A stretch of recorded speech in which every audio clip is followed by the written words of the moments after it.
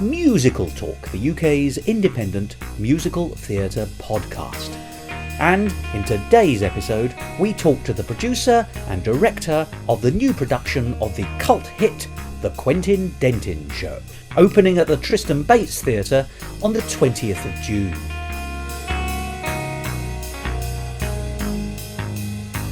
Something in the air is calling my name.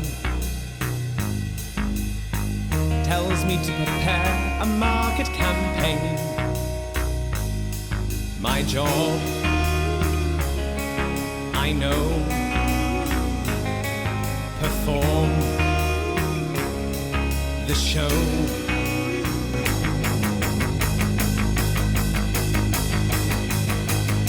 But I am just so joyful for my birth. It's such a lovely marble planet Earth. I look around and marvel, and I know it's worth your pain. 'Cause they want me in the Quentin Dentin Show. He's a shining dynamo. He rights your wrongs with helpful songs and a wholesome golden glow. The Quentin Dentin Show. They made me alive, they made me a deal. I want to survive, I want to be real. So tell them all to watch this, here I come. I'm gonna be the big guy, number one. I'm waving at the big sky, and they smile and make it so. I say what to do, the Quentin Dentin Show. He's a shining dynamo, big boots to fill, triumph of the will. It's a pill for your life, quid pro quo. The Quentin Dentin Show. I've been practicing. Hello, here we go. The radio will soar. The Quentin Dentin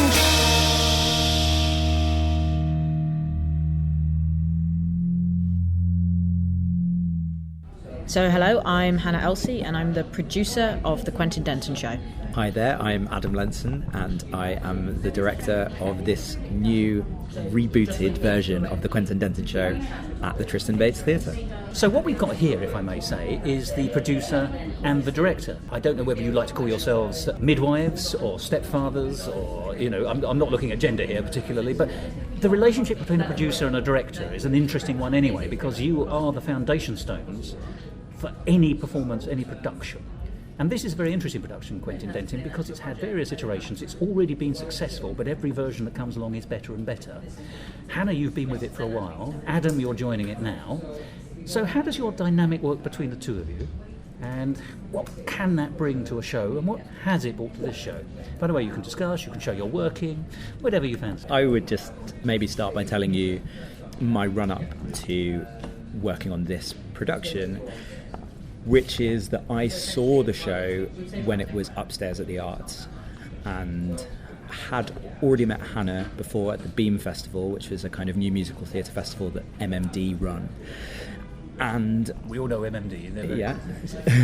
They look over all our shoulders. Absolutely. So I met Hannah there when I was working on a rock musical called Wasted, which is a new rock musical about the Bronte siblings. Yes. And so I was working on a show like a musical but within the kind of world of rock music, and Hannah said I should come and see the Quentin Dentin Show, and I saw it and it amazed and delighted me and kind of blew my mind a little bit. I couldn't really speak afterwards because I wasn't always sure quite what I'd seen, but I knew I was amazed and delighted. You're a sucker for golden boots. That must have been what it was. And I kind of went on my way thinking Hannah was very clever to have kind of been evolving the show. I know it had had a run at Edinburgh and knew it was now upstairs at the Arts. And a period of time later, I can't remember how long it was, 6 months, a year? About 6 months, 6 to 8 months, yeah. Hannah got in touch and said, we're doing it again, would you be interested in directing it? And my first thought was, it was already really good. And, my responsibility as a director, primarily of new writing, is to make things better. So I already knew that was a kind of slightly grey area because of the fact that it had already happened. And I immediately said, look, the show's in great shape. I would not want to break the things that are already working, but I want to try and find the things that I think could be clarified or reshaped or...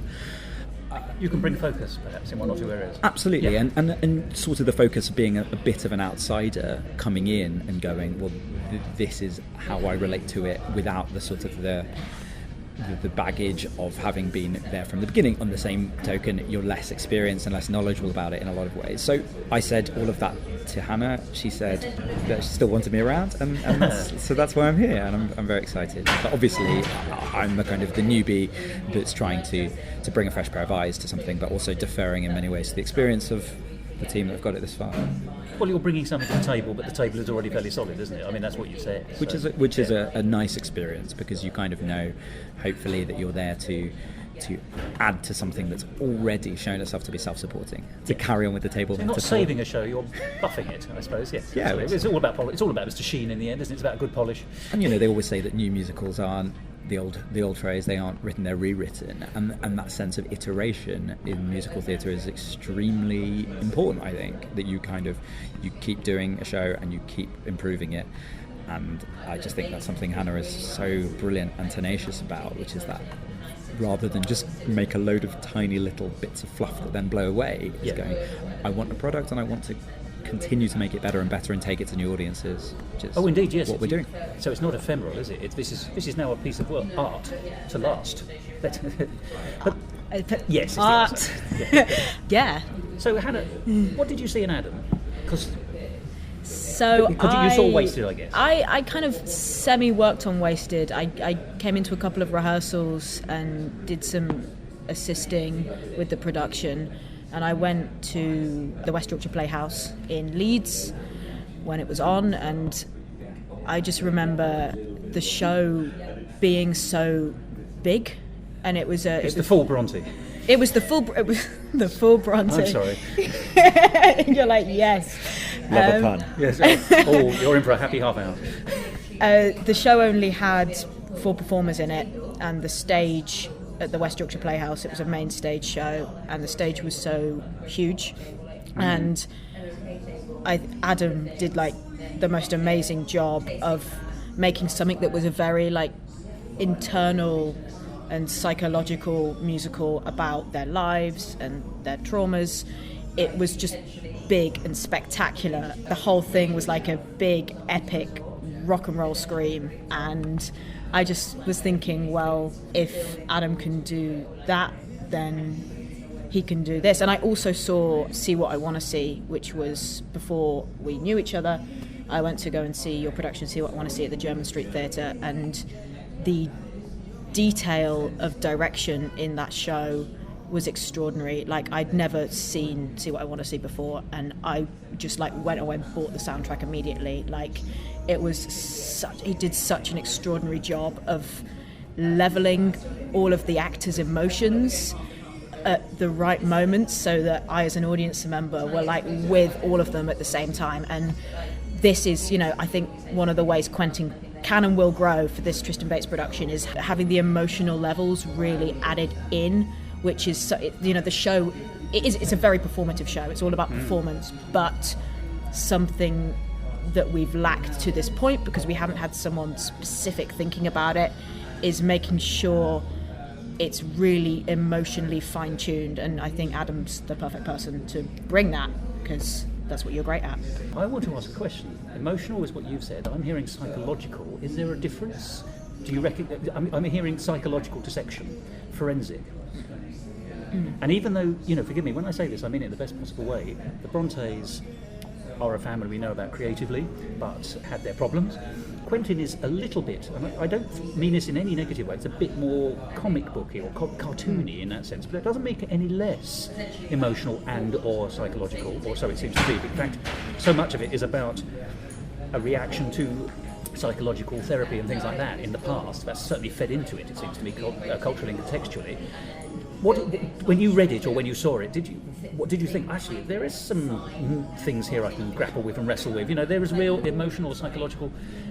If I cut this, there's something beating inside it. Oh, definitely. I think my window into musical theatre always, my reason for working in musical theatre has always been, a fascination with psychology and emotion, and I feel like those two things are given a kind of higher volume when filtered through music. I think music is this kind of gives us an access point into our emotions. When we're sad, we listen to sad music, it magnifies them. When we want to be exhilarated or pepped up, we listen to, you know, a high, fast up music. And in some ways, Agadoo. it's gonna Even other classics, yes. But there's this Agadoo always cheers me up. There's no way you can be sad when Agadoo is playing. But it's that sense of, for me, listening to music. It was kind of formative because it gave me this emotional insight into myself and others. And for me, musical theatre is a medium that allows you to dissect kind of emotion and psychology really well. What I felt when I saw this show was that there are these two things intersecting with one another. On one side of it, you've got this highly performative sort of the character of Quentin, who is this, I don't know, I don't want to simplify but kind of David Bowie-esque, kind of Richard O'Brien-esque kind of character, who but is also dealing with his own pathway, which is this kind of dealing with how to be a human being, but maybe lacking some of that faculty. And so many of us do in real life. Yeah. And in a way, he also embodies, in that kind of performative front, it's sort of the idea of modern commercialism or religion or government or that kind of anything sort of patriarchy or that sort of structure. And then that kind of smashed into this domestic life of this couple, Keith and Nat, who to me was the thing that kind of I understood. There's this couple who are trying to live a life, a good life, a life of some description, and trying to live their dreams but not really sure how to, as we all find ourselves like vaguely paralysed by modern existence. And for me, there's that kind of intersection between this bombastic, performative, explosive character, Quentin Dentin, and subversive character, and that kind of living room aesthetic. And I think we're all living in that space of kind of trying to live a normal everyday life, but trying to also figure out how every day can be extraordinary, and that's all typified in this show. So yeah, my route into it was emotional and kind of trying to see the bits of me that I recognised in the show, or the things that interested me. And then also, I'm not a very rebellious person in real life, but I like to be a bit rebellious when it comes to musical theatre. I like to do stuff that's a bit conceptual or odd or exhilarating or exciting that's not My Fair Lady, maybe. Love, much as I do adore My Fair Lady, and I think, and this immediately struck me as a work that had that kind of beautiful, exhilarating, strange, on an angle quality to it. From envelope filler to envelope pusher. Exactly. Push that envelope. Push the boundaries. Well, that's very interesting. I just very quickly want to pick up something you said, because you think of, or you've described Quentin as subversive, and I accept that, absolutely. He's certainly subversive within the context of the domestic lifestyle. But he's also authoritarian, it seems to me. And it's interesting to have this idea that you could be both authoritarian and subversive. Or, they don't necessarily, in popular culture or in, people don't associate one with the other, but actually I think it's the charisma which allows both sides of that character to come through. I find him a very fascinating character because he's certainly enigmatic. So you'd never really know, well, I don't think, until now you've never really known, but there's so much more coming out, isn't there, in his performance, his production? Well, there's a lot to talk about in the modern era about the difference between, rebel, freedom fighter, authoritarian. I mean, looking, not that we always like to, but looking at the kind of the modern era and the Trump era and that kind of, there's one man's populist is another man's authoritarian, is another man's, and also I think that, there are threads throughout this of wondering what goes on inside authority figures, people who seem like they could be in control but are also dealing with their own inner demons as well. And Quentin's also just not necessarily, he's not an author. He's not po-faced authoritarian. He's also an entertainer. He's also, ego and voice and thrust and all of those things. And you'll be seeing a lot more in this production of that, because we've got 25 minutes more added, a lot of which is psychological journey and arc for Quentin. And we see Quentin at his most vulnerable, more vulnerable than we've ever seen him before in this production coming up. We've got whole new sections where we've got Quentin doing his kind of soliloquy to the audience, questioning where he is and who he is, and like reluctant authority and not being too sure. So in your opinion, and I'll just throw in something that Henry Carpenter, the writer, said to me in a different conversation. He sort of, and it was a throwaway comment, but he says he sometimes thinks of Quentin as a fascist clown, which is where I was getting the authoritarian from. But you also mentioned humour. But actually, what you've been talking about there, this sort of search for humanity in a character who may or may not have it overtly at the beginning, and we don't know. How much of an everyman? Because you wouldn't go into that and think Quentin is your obvious everyman. You think that the couple are, it seems to me. But actually, is the existential dilemma which Quentin faces almost greater than that of the couple? I know there's no right answer to this. I'm just wondering how you might address that. If you think that's actually, I might be barking up the wrong avenue, he said, mixing his metaphors. I feel like Quentin really wants to please people, and when he can't please people, he gets very upset, and particularly stuff that Luke Lane, who's coming back as Quentin for this production. The cutie who is QD. He's got this like... I can do this for hours. He's got this like wonderful energy about him, and I think I personally identify more with Quentin's dilemma in the production. I always have than the couple, because like with the couple don't know what they want, and that's one dilemma you can have. Quentin's dilemma is he knows exactly what he wants, but he's constantly struggling to get it, and he doubts himself, he doubts why he's here, he doubts everything. So I think they both have dilemmas. They're just different types. I remember a novelist I like always said the best way to write bad guys is have them say things that make sense. And I don't think he is a bad guy. I think he's at times a hero, at times... That wasn't our champagne, but I wish it was. You have way to bring me more corks. Yeah. He oscillates, as we all do, between hero and anti-hero. He thinks he knows what's good for Keith and that can be a really great thing if someone says, I know what will be good for you, and it can also be a slightly worrying thing when someone says, I know what's good for you. That oscillation between kind of control and genuine help is kind of there. So, but I like the fact that there seems to be this philosophical substructure to the piece which could keep people debating after. But I think hopefully the act of watching the piece will be one of kind of it's a really entertaining show, and I don't normally do things that are just entertaining for entertainment's sake, but I do think this show has this incredible performative, exhilarating, I've said that word before, but like layer to it, and then a thoughtful layer if you want to dissect in the pub as well.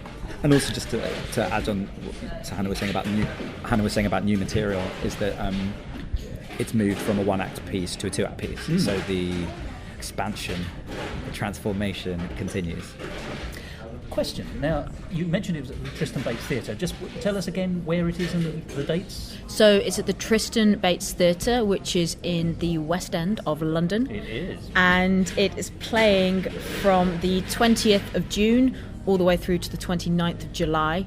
And we're playing 8 shows a week. And we're doing matinees on Thursdays, Saturdays and Sundays. Now, one of the reasons I've asked for that is because obviously when you stage in a new environment, you have to redirect anyway. Blocking, just something simple as blocking needs to be looked at again, and obviously it's a new production with a new director.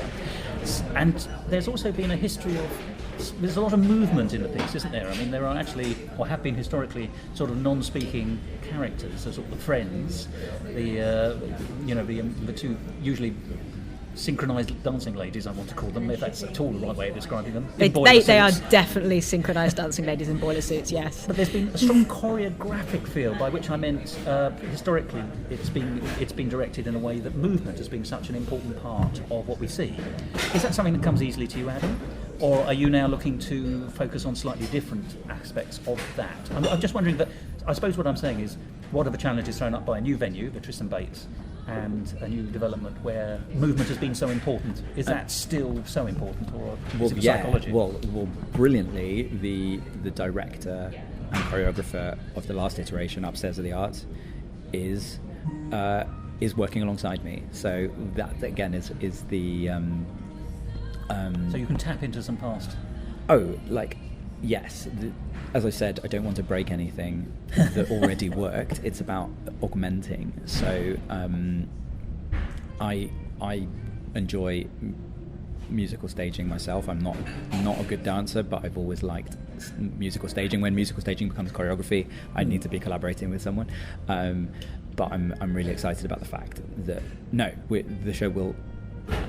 The idea is that the show loses nothing of what it had last time. It hopefully just gains some additional layers and some additional structure and arcs and you know, the great thing is we've got what we had last time, what happened last time to build upon, and my memory of last time is just a kind of experiential memory. I really genuinely don't remember any of the specifics, which is kind of a nice place to be because I know how it made me feel, and now we can set about kind of evoking those same feelings and maybe enhancing them in points, but from a new perspective. And it was end-on before, it's now two-sided at the Tristan Bates.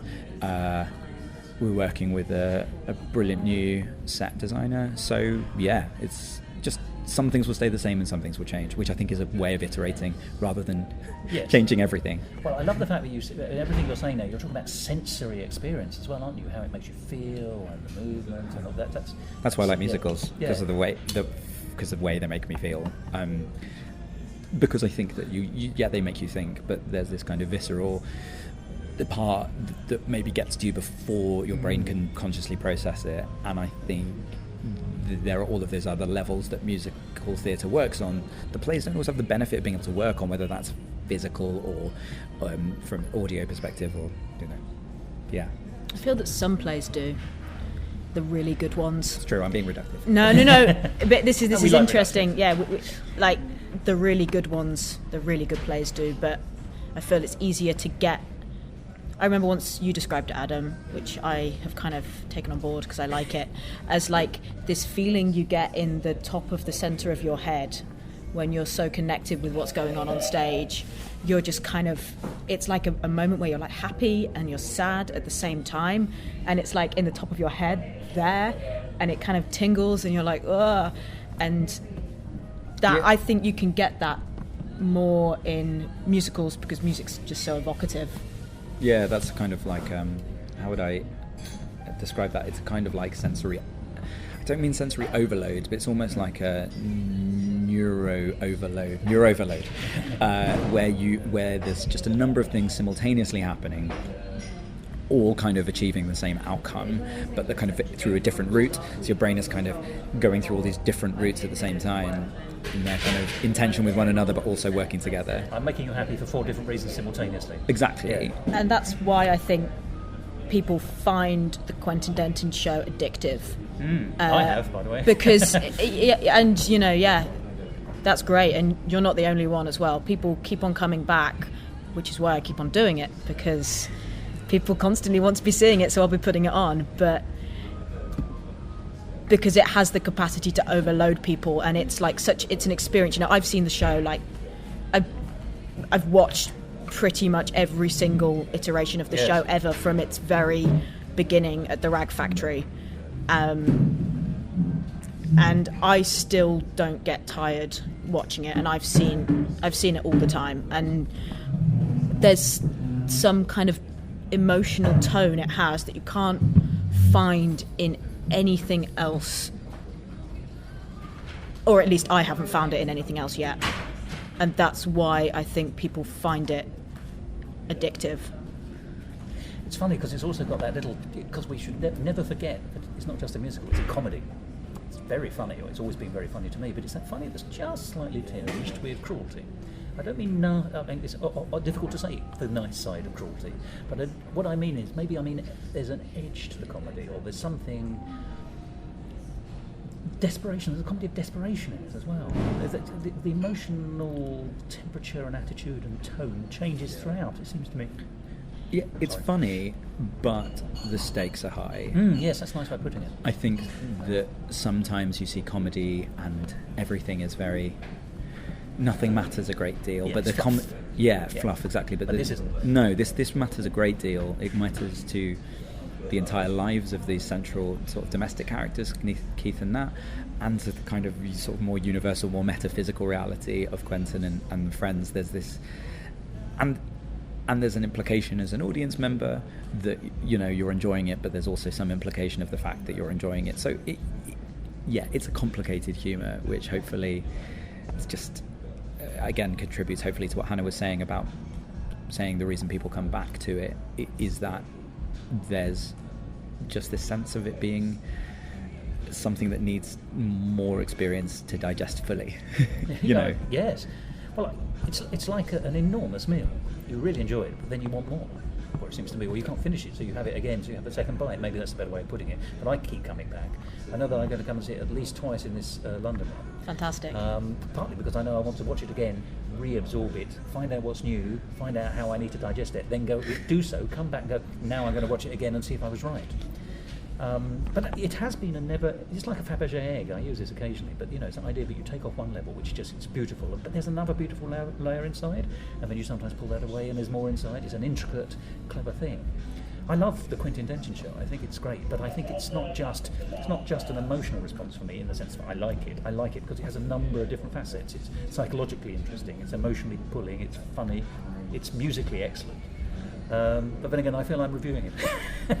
That's what I've found though. Every time I've put it on, from the very beginning, when we put something up for like 2 weeks, and we were all still students, and we put it up in the Rag Factory off Brick Lane, and from then, every time it's been done, I've just found. I've watched it and I've been like, there's more here, there's more layers, and that's kind of been a huge driving force for me to, well, I first directed it and produced it and then shifted to just producing, but that's been a huge driving force for me to be putting it on again and again and again, and getting the people in who can help unpick those layers that it has, because I'm like, God, there's something really crazy going on in here. Like, if we keep on digging, we're going to hit the center of the earth. It's been amazing to do that process, because I feel like loads of shows don't get that. They don't get enough digging time, and this show has had several years now of digging time, and I feel like we are getting to what is, in inverted commas, the final realization of this idea, this feeling. But it's still a rich seam you're mining, I think. So I think it's very, very rich, and that's why it's so rewarding to keep on putting it on, and one of the reasons why I keep on doing it, because there's more. It's kind of like you draw away a curtain and there's another curtain. It's like the Alice in Wonderland thing, where there's doors and doors and doors and doors. Not the Wizard of Oz, where you're supposed to ignore the man behind the curtain. Exactly. Question then for you, Adam: what is the greatest challenge you've had? And it could be anything. Is it the fact that you're jumping on a ship that's already afloat, or what is it? Is there something you think, I'm really pleased I've surmounted that? Jumping on a moving boat is something I've not done before, and so there's this desire of wanting to be respectful and to benefit from the good things that have come before, while also kind of deciding and trying to work communally with everybody in how best to move it forward. I suppose a big question is how to make the piece clearer in parts while not making it too clear, because I think part of the way in which it exists is to be confusing. Yes. Enigmatic in a strange way. Enigmatic is a much better way of putting it. You want it to be, something that on one level is just purely a joy to digest, and then also something to think about later.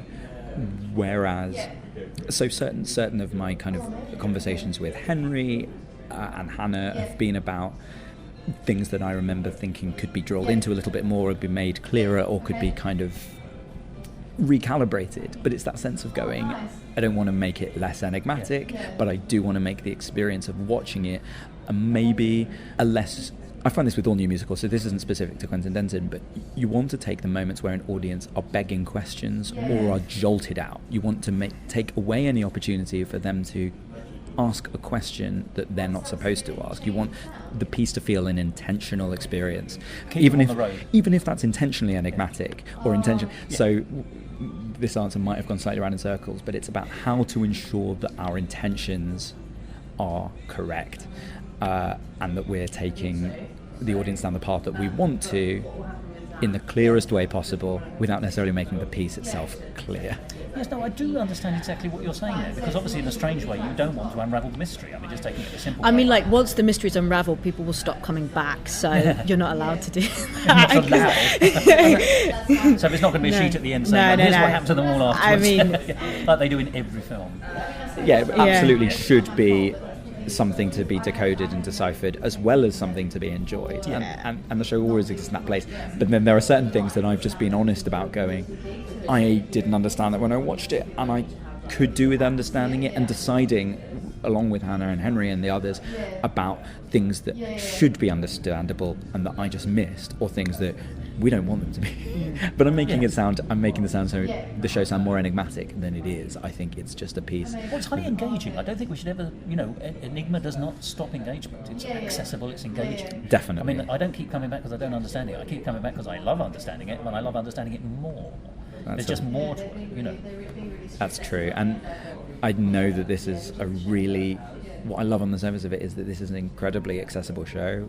People will be, one of the things I always like is I'd like an audience to be able to recognise something of the world they understand on stage. Yes. Despite this being a very heightened piece, I think people will be recognising things from their own lives on this stage. And in a way, the fact that it's stylized and conceptual makes it a bit more truthful than trying to go for some sort of lifeless naturalism, which... Oh, I don't think you could accuse that. So what I've seen so far, lifeless naturalism is not what I'm going for. We did try. Originally we tried. It didn't work, so we got rid of it. You want lifeful non-naturalism. Absolutely. Is there something particular or unusual that you think you're able to bring to the stage, that you bring to this production that you haven't seen elsewhere, that this would give you an opportunity to do? I think what really draws me to this piece, aside from the kind of emotional and psychological levels that we discussed earlier, is the fact that I think we see less genre on stage. By genre I mean things like horror, sci-fi, speculative, futuristic. These are things we see in TV, we see them in film, we even see them now, we see prize-winning novels which take from worlds of sci-fi, which take from worlds of horror or speculation. On theatre, I think it's always felt, although, I mean, obviously Samuel Beckett was existing outside of those, in those sorts of worlds as well, as was Harold Pinter, but it's the sense of going, it's really nice to see genre on stage and to see something of the supernatural and something of the with strains of the unknown and science fiction and thought experiment and kind of philosophy kind of all woven together, and that really appeals to me. The bread and butter of drama, would you not? Well, I mean, musical is merely drama with extra bits. I mean, it's got to be a narrative and a drama first. But why has the stage done this? Why has genre disappeared? I don't know. And for me, theatre is all about engaging with big questions: why we're alive, what we're here for, and what the meaning of the universe is. You mean it's not just affairs in suburbia? Well, exactly. And to engage with those big questions, I think it helps to set up thought experiments. And thought experiments tend to exist in the world of genre rather than the world of naturalism. Indeed, yeah. And I think that this is, again, another reason why Quentin is so brilliant, is because this is a thought experiment of what would it be like to be Quentin? What would it like to be visited by Quentin? We can all imagine what our lives would be like if they were kind of cut open by this experience. And I think theatre at its best allows us to have those big thoughts, and this piece is no exception. I love this. I mean, you used the word thought experiment. I think that's really... that sums it up. It's an exploration of something from an extrapolated version of life rather than an actual version of life. And those are, many of us live in the future. I don't mean in a science fiction sense, but we look to see where we might be in 5 years' time, 10 years' time. Those of us who are dully organised, that's how we live. And so it's quite interesting to. I know that's a very domestic thing I'm saying here, but you can take the bigger picture of where's society, where are humans going, or you can say where am I going. And a lot, I grew up being a bit of a science fiction fan and watching things like Star Trek or The Twilight Zone, or they take unreality in order to explore reality in a kind of more connected way. So a lot of the planets that they would land on in Star Trek, without sounding too nerdy, they're thought experiments. What if there were a planet where people only spoke in metaphor? What if there were a planet where people could have no children? These are ways of describing crises that we all have, and I think what I really love about Henry's writing is that he's brought in this kind of science fiction, metaphorical, kind of heightened reality in order to describe something and intersect with something domestic and human, and then sort of get a, turn sort of the domestic inside out. And hilariously, we did a read-through of it the other day, and I was describing a piece of the show to Henry and using something from a Star Trek episode, which he happened to know about. We didn't know His that we. cultural references are very broad. Yeah, as a mine.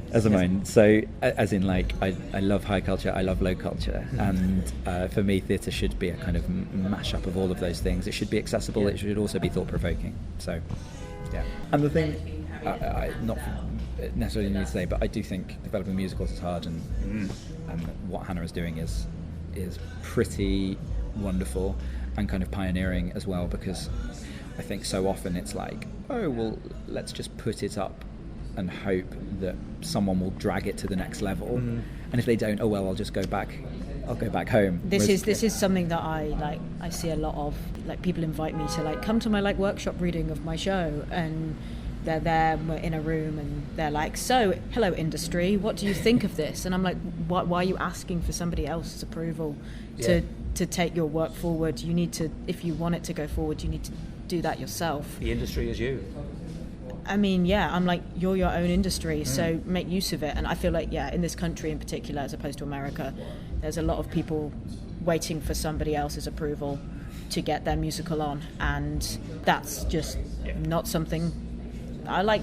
Wait for approval from no one, just do it. And then it will come anyway if you do it right. And exactly right, it will come if you just do it. The money will come, the venue will come if the work's good. But you need to focus on making the work good, not on asking for venues' approvals. The work comes first. I see people talking about oh, where's the audience for this work? And I'm like, well, if the work isn't good, then there's no infrastructure. Well, there is some infrastructure, but not enough.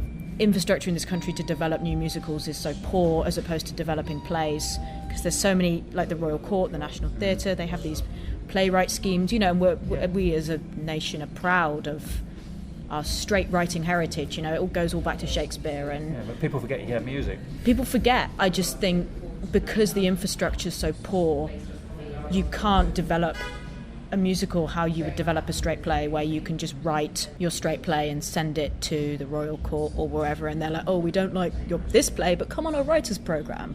And then eventually, you'll get something to their studio space, then to their main space. There's a clear path, but with musicals it's so different, and because there are no big musical development houses. Well, the other palace is just, which you did a show, Whisper House, at recently, but that's kind of very new. That's been there. That's only been up for a couple of months, and there's the West End. But in order to get a show there, it already has to be established and risk-free.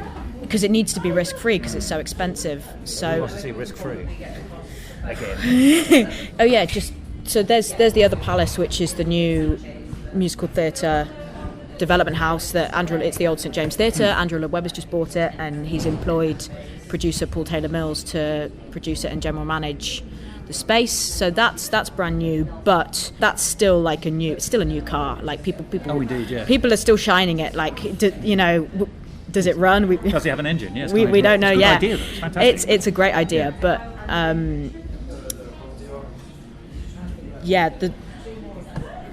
the struggle of putting a show on, I feel, as I said, people are always waiting for somebody else to put their show on for them, and that there aren't that many people who are willing to do that, because it's so expensive and it's so risky. And that's what I'm very proud of. What I've done with Quentin is, nobody has.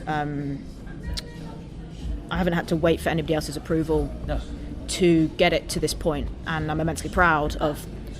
It's now an off-West End show, which is extraordinary, because. Where was it 2.5 years ago? Yes, because right. Before that it was an Edinburgh Fringe show. Before that it was a tiny little student show. So I think that's a model that more producers and writers should adopt.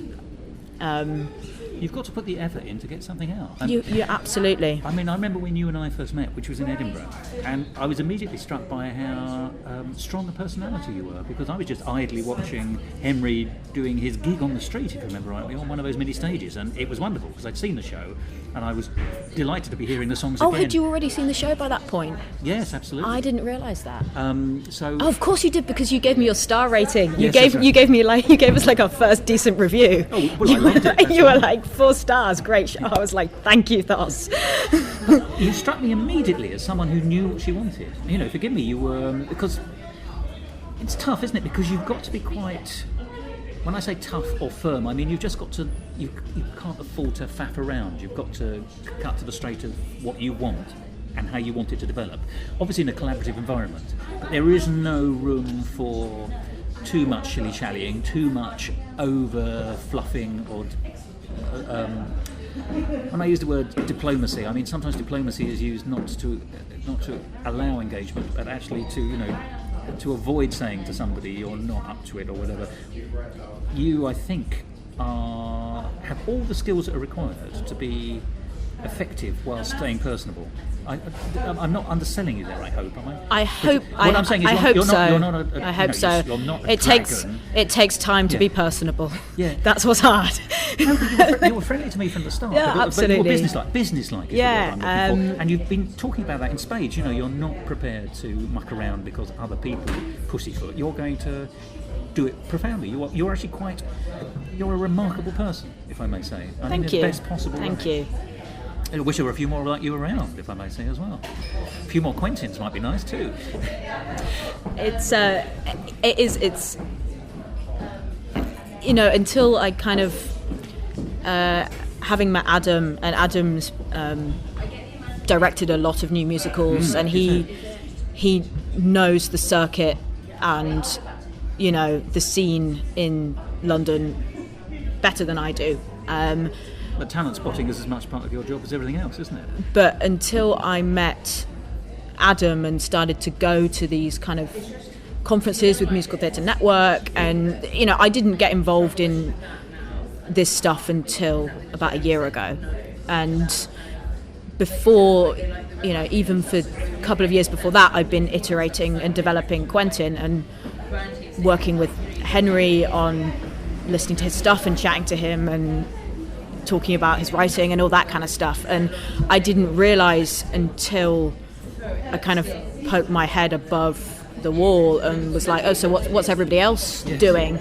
I didn't realise how unusual what I'd done was, and how unusual it was to have developed a show in the way of publicly putting it on again and again, which is it's always been public, which is what has been interesting, because a lot of musicals, they have a workshop stage, which is very internal, and you maybe get some trusted friends or some industry to come and watch your workshop, and they feed back on your workshop, whereas this is not what Quentin has never really had a workshop. We've just kind of put it out there and exposed ourselves constantly, and it's been through the pain of multiple exposures, some of which have been good, some of which haven't, that the show has grown and it's become clear what it is, which I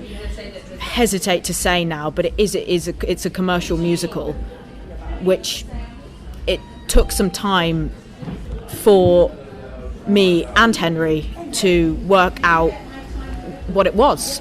And that's okay. I think that's okay. It did take time, and it did take patience. And yet long-term planning is a rare enough commodity in all aspects of life. So you were in it for the long game, and that, I think, has paid off. But also, I don't think there's anything wrong. In fact, I wish more shows were doing what you were doing. By doing your iterations in public, you've in fact short-circuited so much of the stuff that can actually drive people off in the wrong direction. It's absolutely fine to do workshops. It's absolutely fine to have friends and industry people in giving you advice, but they're always going to give you their advice from their particular viewpoint, which is from the industry's point of view about, but there is no formula, so there's no right or wrong answer. Whereas actually, if you take it directly to the people who, it's a dreadful thing to say, but the people who count are the public who come to the shows. If you put the shows on in all their iterations in front of the public will tell you where it's strong and where it's weak, and if they like it and if they don't like it. But also, by doing it in public, you can also generate loyalty as well. Absolutely. Forgive me, you got me very early on. You snared me, and I'm very glad you did, because I think the show is fantastic, and I like the people, and I like the show. Everything about it is fantastic. So I think, actually, you may have stumbled across it organically, your approach, but the Hannah Elsy production method, I think, is one that you should not just always do, or as far as you're able to do so, but be encouraging others to do, because actually I think it gives you a much better product. I mean, at the end of the day, it's road tested. It's also cost effective road-tested, as well, because every time you put it on in public, you charge for tickets. That's true. Yeah. So the Edinburgh production was expensive, but the cost of that Edinburgh production is approximately about the same cost as doing a workshop and a professional workshop production. Whereas, however, we got income from tickets from Edinburgh, and 30 nights worth of shows. So you got different responses, absolutely. and it had a chance to organically grow over the month. So it was. It was a lot more cost effective. It's a cost effective way of doing it, which is great because it means your development costs become production costs. Yeah. And no, but I see what you're saying. It feeds back into itself in the most positive way, culturally, developmentally, artistically, and financially. Actually, so long as people don't get fed up with it. I've been lucky with Quentin that people haven't been fed up with it, but that's because, like what I was saying earlier with Adam, I feel that every time you open a Russian doll, there's another one inside and another one, and I'm like, where's the last one? And I still don't know if we're ever going to find that last one. Maybe we never will. But and also, the show does change substantially with every iteration, so it's not the same as the Edinburgh version. It's not the same as last year's version. It's not the same as the Rag Factory version. It changes as well, so it actually rewards the involved viewer. So I think it's because of the strength of the original concept and writing that it's had that opportunity to do it. So I love everything about it, and you pick the right material to develop.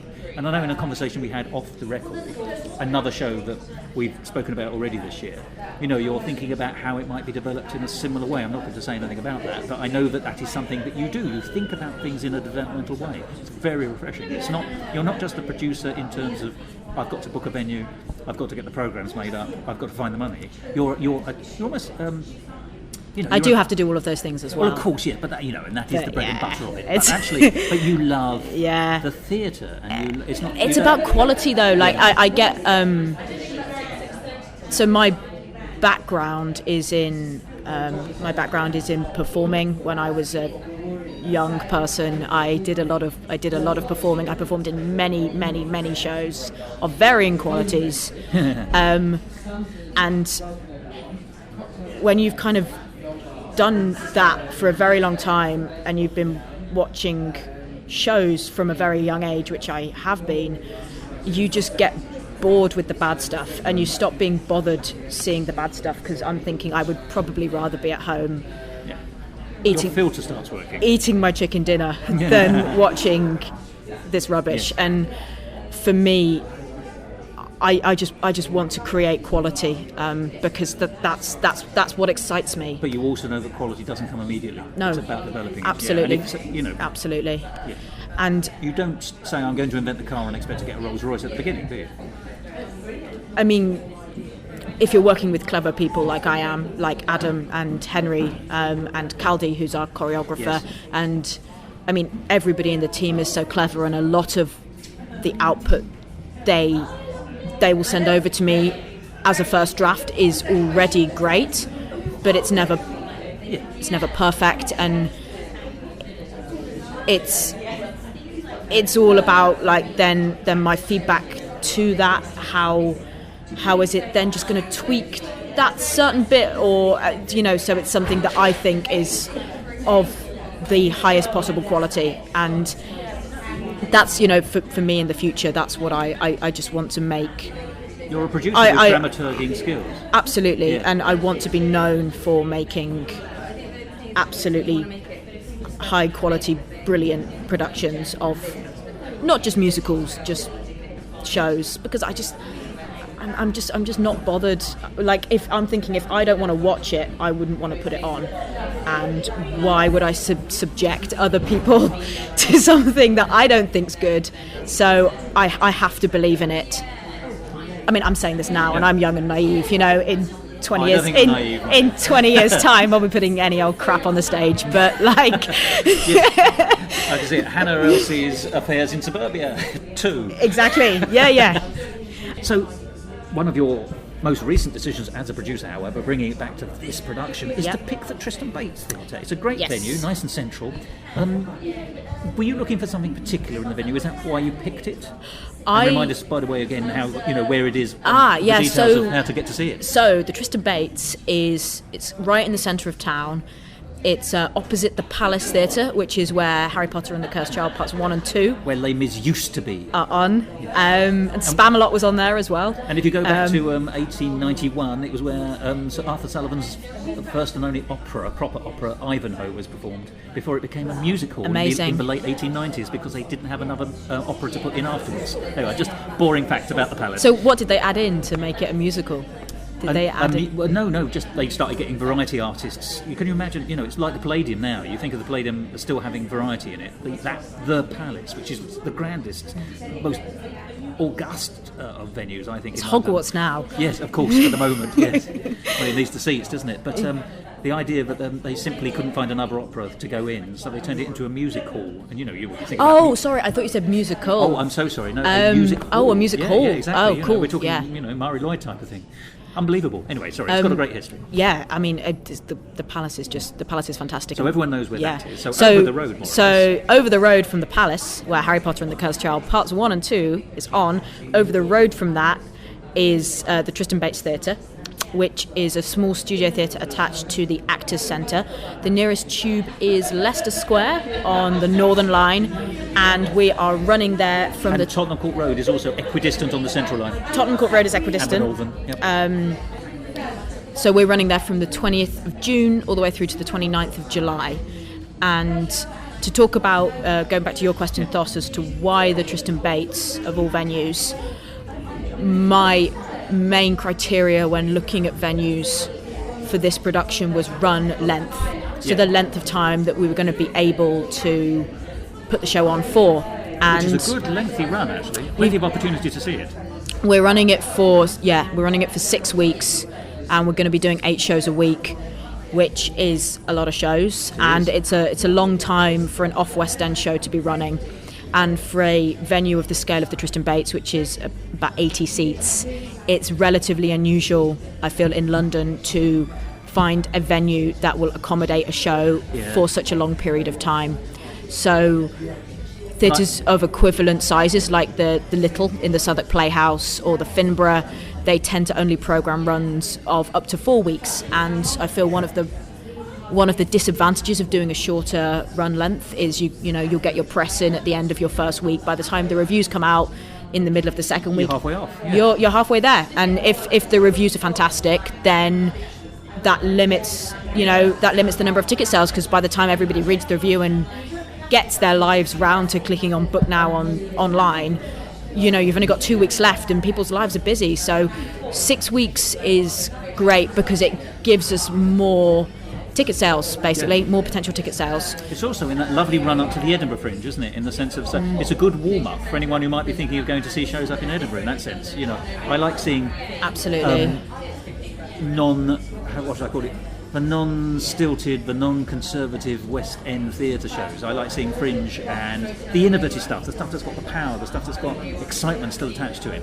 And this has. So for me, this is going to be my overture for Edinburgh. And I hope anyone who loves drama, whether they're going to Edinburgh or not, will come and see this. It's summer season as well. Yeah, you know, we're running through July, and I feel there'll be a lot of tourists in town. There'll be a lot of people looking for a cheap ticket. Yeah. Tickets are only £18 full price, £16 concessions, by the way. Amazingly good, So by the way. it's relatively cheap. So if people are looking for a fun night, something non-traditional that's in town, another great benefit of just the ticket of the Tristan Bates is the location. Yes, no booking fees on this one. So is like the location is good. A lot of other small musical houses like the St James is in Victoria, Southwark Playhouse is in Elephant and Castle. So just a little bit off the beaten track, aren't they? You can't get more central than Cambridge Circus. You can't get more central than Cambridge Circus, and at least with the other places you have to kind of know where they are, and you have to be a theatre person to know where they are. Whereas I feel with this, the Tristan Bates, the advantage of it is that we can get footfall.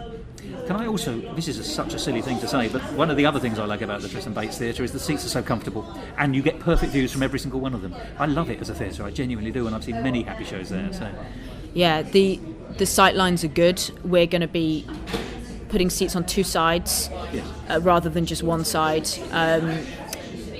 And I think we've literally just had a meeting with our set designer, and I think all the sight lines are going to be pretty damn good. I should hope so. No tiered price tickets. Unfortunately, I can't crack that one out because if you're sitting at the back, it's just as good as the front. But it is. Yeah, but there are a few. I mean, I like the Greenwich Theatre for much the same thing. There's no such thing as a bad seat in the Greenwich Theatre, and I think it's the same with Tristan Did you Bates. see Lizzie? Not there, no, not recently. The last thing I saw there was a rather interesting version of Peter Pan, at the pantomime time, actually. But I do love the Greenwich. I think it's always worth visiting. And they're actually a developmental house, aren't they, for musical theatre in their own way? I saw a great rock musical there called Lizzie, which was produced by Katie Lipson, Aria. Oh, I know Katie. Aria Entertainment, yeah. She's awesome. I respect her a lot. And it was an amazing musical that came all the way over from Denmark that was about this girl called Lizzie who decapitated her parents. Not Lizzie Borden. Lizzie Borden, yeah. It's an American story. And it's a true story. It's a true story, and it was this amazing rock musical with only 4 people in. And they really, really filled the stage of the Greenwich, and it was just spectacular. And yeah, the Greenwich is a good mid-scale space. I feel. Yeah, all my favourite venues. The Southwark Large. It's my favourite venue. But you've got to know them, haven't you? A different show the Southwark Large. I just want to do a show there. I mean, just because it's so flexible, and I live right around the corner as well, so I can go home, be home, teeth out by 10 o'clock every night. So, it's a great mid-scale venue of 200 and something seats, which, because of course, going back to producing, of course, the length of run and the number of seats that you're able to sell over that length of run determines your budget, and that determines the production values that you have. So running a show for 4 weeks versus running a show for 6 weeks, 4 weeks worth of ticket sales versus 6 weeks worth of ticket sales. If you do 6 weeks, it just gives you that more to budget. So it means that you can hopefully get the set you want, and you can bring in a larger creative team. Just gives you a little bit of wriggle room, a bit of leisure almost. It does. Yeah. And it means, for example, people are being paid better in this production than they were in the previous arts production, which makes me very happy. Yes. So it makes you a good producer as well. I hope so. I knew you were, but it's nice to know. And that's one of the advantages of doing 6 weeks in a small venue, because I've got more tickets to sell, and it just means that I can budget towards that sell point. So the thing is, I don't feel like the show is going to stop here at the Tristan Bates. I feel like the show has proper legs, many legs, and it's just exciting. Even though we are now almost at the end of something, we're at the end of the development stage of the production, I feel we're at the beginning of a new era for the show, which is... It's out there. It's out Everyone there loves now. it. Yes. Yeah, and that's really exciting for me, and that's a new a whole new slate of challenges. So you can go to your little repertory company, as it were, and you can say, it's time to bring out Quentin this time. When you've got 3 or 4 shows or 5 or 6 shows in your bag, you can keep, it's almost like the Savoy Operas, isn't it, in the sense that the Gilbert and Sullivans, that while they were waiting for the next one to be written, they pulled one out of the bag and put it on again. I'm not saying it's exactly the same kind of thing, but it's that idea of being able to go back to a show because people like it. It's that luxury of people liking a good show. Well, if I may say, Hannah, Adam, it's been fascinating talking with you about this version of Quentin. I do hope it goes tremendously well, but I know that from the source material it will, and I can see from what you've both brought to the table, it will. So thank you for talking to the Musical Talk, and I shall have great pleasure in drinking heavily of the draft that you've prepared for us all. Thank you. It's great talking to you. Your eyes have yet to open. You can't see behind the scenes. You're squinting into static, but you don't know what it means. You can't hear an ultrasonic. You don't know if there's a heaven. You can't see how bad your hair looks in dimensions 4 to 7.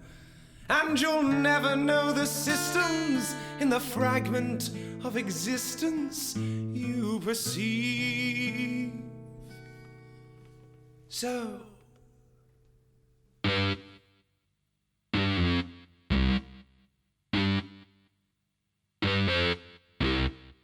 life is what you want it to be.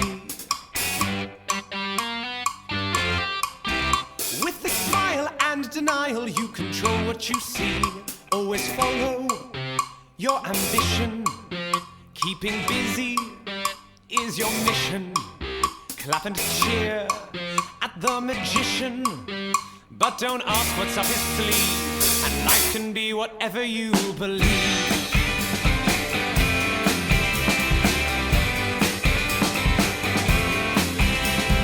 Life is what you want it to be. When you're beaten, just retreat into a fantasy. People hurt your self-esteem. Well, this whole thing could be a dream. So close your eyes and let them scream. What do these phantoms all expect when reality's whatever you project?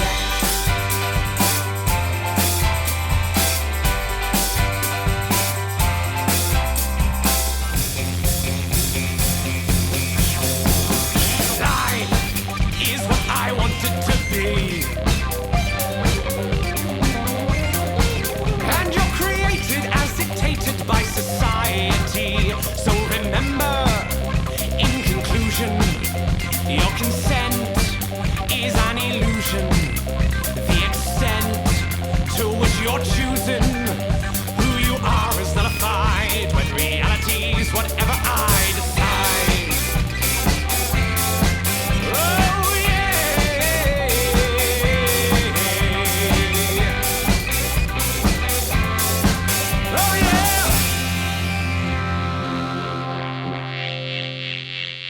This episode of Musical Talk edited and presented by Thos Ribbits. Copyright Musical Talk 2017, except for the songs, where the copyright remains with Henry Carpenter. And my thanks go to him for allowing me to play these songs in this episode. And if you want to see the new version of the Quentin Dentin Show, you can. It's on at the Tristan Bates Theatre in the Actors Centre, Tower Street, London, between the 20th of June and the 29th of July 2017. For more details and to book, go to tristanbatestheatre.co.uk. To find out more about the world of Musical Talk and listen to past episodes, go along to our brand new website, musicaltalkpodcast.weebly.com, or subscribe to us on iTunes, and follow us on Facebook and on Twitter. And if you want to follow me on Twitter, you can, at Musical Talk Thos. Now recording, I'd just like very quickly, if I move a little level from you both, just to speak in the conversational level at which you think you will be speaking. So Hannah first, if it's okay. So, what have you been up to today, Adam? How are you? Am I coming in just Coming in a Is that bit? right? Yeah, I that's think cool. move the chair, to be honest. Is probably the best bit. We just had a really good design meeting. Yeah, it was fun. This is me speaking at a normal level. That's about fine. I'm going to Okay. move this. Yep. That's yours, isn't it? I'm sorry. I'm going to do that. I've been very touching all your No, bits. There it's we fine. go. I'm going to move that a bit closer, and I'll just ask you one more time to move a little bit closer. If you're still talking professionally, that's I'm nice. talking. Yeah. This is about the level Meeting, that I'll shows. be talking at. Perfect. That's going to be Brilliant. fine. And if the Cool. music gets louder, then we'll have to rethink it, but that's okay. Cool. I've got a little gauge, which means, as you know, I don't always look at you, so I'm afraid you will see the light bouncing off the top of my bald head. So think of me as a traffic light or a bollard. I think people do anyway, so that's perfectly reasonable. But we called as live, but I do edit. So Yeah. if we find ourselves in a conversational cul-de-sac, or you find you've accidentally libelled your friends and cast and family and everyone you've ever met, then say, do you mind if we just roll that back? And then we'll start that sentence again and I'll cut the bad bit out. Is that all right? So everyone looks like a genius. Also, the same Cool. with thinking time. If I ask you a question and you go, for a couple of minutes, and then give me an answer, out goes the ers. You're an immediate answering person. Is that all right? You did make me sound really smart. You in were the- already in, really in smart, the last but it helped. interview. That was. You cut a good 10 minutes out of me chatting out my ass.